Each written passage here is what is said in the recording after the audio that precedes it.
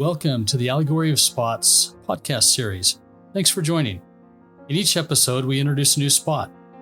We talk about how spots hinder our progression, mentally, emotionally, spiritually, and physically, and how to overcome any spot that may be holding you back. As you begin to move and apply the things you learn, you'll start to see weaknesses become strengths, and you'll begin to see and feel greater light come into your lives. Welcome to the Allegory of Spots. I am Holly, and today we're going to talk about the spot of anger. And isn't anger so prevalent in our world today?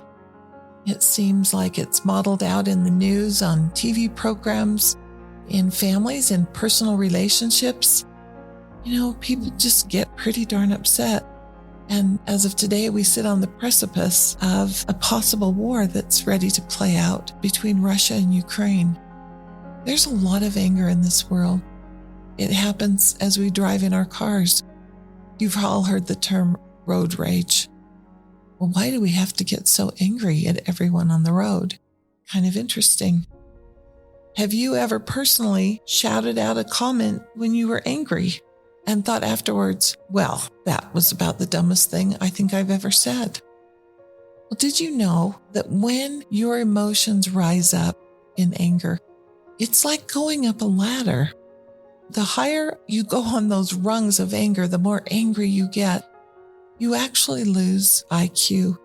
You lose the ability to think and reason. Now that seems pretty dangerous to me, because at a time when you need to be firing on all cylinders, you need all your intelligence, all of your emotions, you're throwing those out the window and unable to speak intelligently. Now try and visualize yourself coming back down the ladder, that ladder of great emotion, out of control anger, frustration, angry, frustrated, annoyed. You're coming back down, and as you do that, you actually regain your IQ.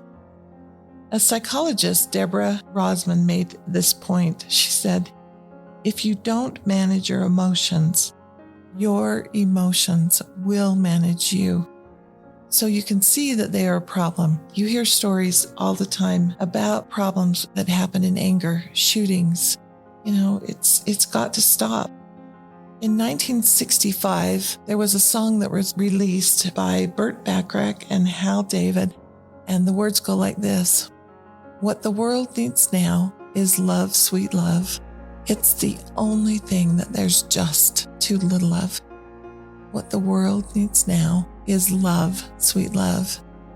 No, not just for some, but for everyone. So what is this love? What is this love that everyone needs?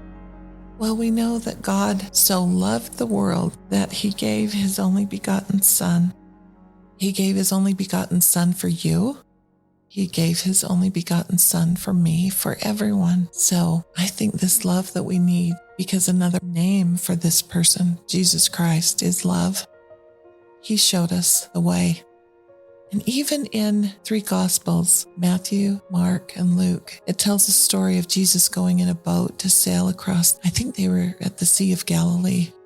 And as they hopped in this boat to make this trip across the sea, a great wind started up. And we know that Christ was tired and he fell asleep in the boat. And as the wind arose, the storm started raging. And his apostles were afraid. And they went to the boat and they woke him up. And they said, Master, the tempest is raging. Look at this. And he stood up and he calmed the wind. He calmed the waves. Just think how he could calm the anger and the wrath and the fear inside of you. Give him this spot. Kneel down. Confess your desire to remove this spot of anger. Do not let it take hold of you and control you, because it can destroy relationships. It can destroy families. So here's a challenge for you. Think of someone who makes you angry, who's harder for you to love, and try and look at them in a different way, a way that you've never tried to look at them before. This is your mission, to behold them, to look at them in a loving way, and see them with new eyes. What characteristics do you see that weren't visible to you before? Focus on those traits, and you will see this person in a whole new light. In the New Testament, the book of James, chapter 1, 19-20, it reads, "Wherefore, my beloved brethren, let every man be swift to hear, slow to speak, slow to wrath. For the wrath of man worketh not the righteousness of God. And God is the way, He is the light." At the end of each episode, you'll hear us repeat the steps on how to remove your spots. It's simple. There are 4 steps in the process. Number 1, start by making a comprehensive list of all the things in your life that you need to get rid of, or repent of, or even be healed from. You'll know when your list is complete when you feel you've included all the items that come to mind. Number 2, take an inventory of what you're feeding your spirit, because what you feed your spirit is what feeds your flesh. Your body will follow your spirit. Number 3, now that you've identified the spots, let's get rid of them or cast them off. And here's how you do that. Present your list to God through prayer. Ask Him for help. Ask Him to remove your spots, to literally take them from you. Ask God to remove and offload all your burdens, your stresses, and your concerns. Stop trying to carry them alone. They weren't meant for you to carry. And number 4, once you've finished steps 1 through 3, it's time to start the process again.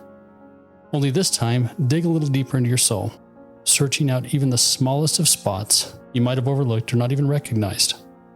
Ask God to reveal them. He has a way of bringing them to the surface. And finally, continue these steps until you've completely cleansed yourselves of any and all spots. Then move forward day by day using the atonement of Jesus Christ to keep yourself unspotted.